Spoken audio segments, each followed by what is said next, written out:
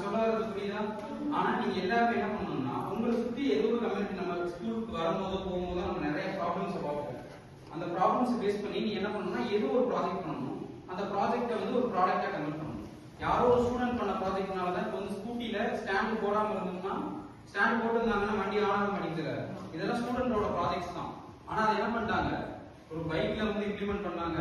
அதே இதை வந்து எல்லா கம்பெனிக்காரங்களும் கம்பல்சரி வந்து என்ன பண்ணிட்டாங்க, ஸ்கூட்டில ஸ்டாண்ட் போட்டுருந்தோம்னா இதாகும். நான் கியர் வண்டி வச்சிருக்கேன், கியர் வண்டியில ஸ்டாண்ட் போட்டு கியர் போட்டா ஆஃப் ஆயிடும், வண்டி மூவ் ஆகும். அப்ப அது மூலம் என்ன ஆகுது, ஆக்சிடென்ட் பெரிய மேஜரான ஒரு நம்ம ஸ்டாண்ட் பண்ணும்போது வந்து வண்டியை நம்ம இது பண்ணோம்னா ஸ்டாண்ட் வந்து குத்திடும்.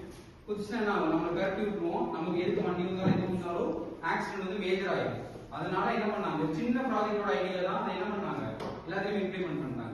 இனிமே நம்ம ஹெல்மெட் போட்டேன்னா 7805 போட்டிருப்பாங்க. ஓகேவா, 7805 போட்டிருப்பாங்க. இதை எடுத்து நான் வந்து இந்த இடத்துல பிளேஸ் பண்ணிக்கிறேன். ஓகேவா, ரெட் போர்ட்ல இந்த மாதிரி பிளேஸ் பண்ணிக்கிறேன். பிளேஸ் பண்ணி கனெக்ஷன் கொடுக்குறாங்களோ அவங்கள ஃபேஸ் பண்ணியிருப்பாங்க. யாரும் ஃபேஸ் பண்ணியிருக்கணும், இப்போ நான் தான் பண்ணுறேன், என்ன ஃபேஸ் பண்ணியிருக்கணும். என்ன ஃபேஸ் பண்ணி தான் ஃபர்ஸ்ட் பின் வந்து இன்புட், ரெண்டாவது பின் வந்து நெகட்டிவ் கிரவுண்டு, மூணாவது பின் அவுட்புட். அதாவது இந்த 9 வோல்டேஜை நான் 5 வோல்டேஜா கன்வெர்ட் பண்ணுறேன். இந்த 5 வோல்டேஜா கன்வெர்ட் பண்ணுறதுக்கு என்னோட பாசிட்டிவ் எடுத்து நான் ரெட்டில் வந்து ஃபர்ஸ்ட் பின் கொடுத்துறேன், நெகட்டிவ் எடுத்து ரெண்டாவது பின்.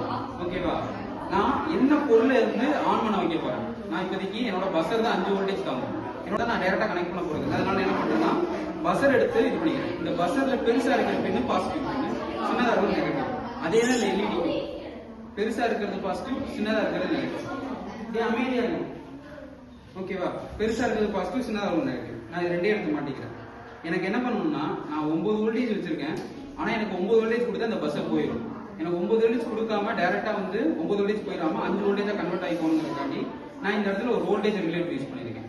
அதே பர்பஸ் தான் நம்ம வந்து டிவி, நம்ம வீட்டுக்கு வர கரண்டோட அளவு 220 சொல்லுவாங்களா, 220 வோல்டேஜ் வரும்னு சொல்லுவோம். ஆனா நம்ம போன்ல அடாப்டர் மாற்றணும் என்ன ஆகுது, வெறும் 5 வோல்டேஜ் தான் வருது. உங்க போனுக்கு வர சார்ஜ் வந்து 5 வோல்டேஜ் தான். அது எப்படி கன்வெர்ட் ஆகுதுன்னா அந்த அடாப்டர் மேல மாற்றியா அதுல இந்த மாதிரி உள்ள வச்சிருப்பாங்க. 220 5 வோல்டேஜா மாத்துறதுக்கு ஒரு கன்வெர்ட்டர் வச்சிருப்பாங்க. அது என்ன ஆயிரும், ஏசியில வர கரண்ட்டை வந்து டிசியா கன்வெர்ட் பண்ணி கொடுத்துரும். அதனால எந்த டைம்லயுமே ப்ராப்ளம் வராத மாதிரி. ஓகேவா, இப்போ நான் ஜஸ்ட் கனெக்ஷன் மட்டும் கொடுக்குறேன்.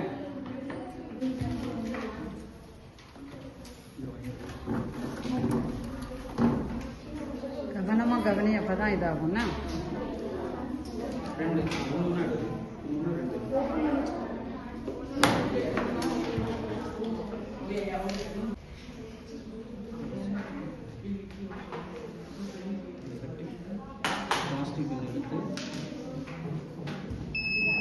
சவுண்ட் கேக்குதா, சவுண்ட் கேக்குதா? இது நல்ல சவுண்ட் கேக்குதுன்னா அந்த பஸ்ஸர் கொஞ்சம் நல்லா ஒர்க் ஆகுதுன்னு அர்த்தம். ஓகேவா, வேற ஒன்றும் இல்லை.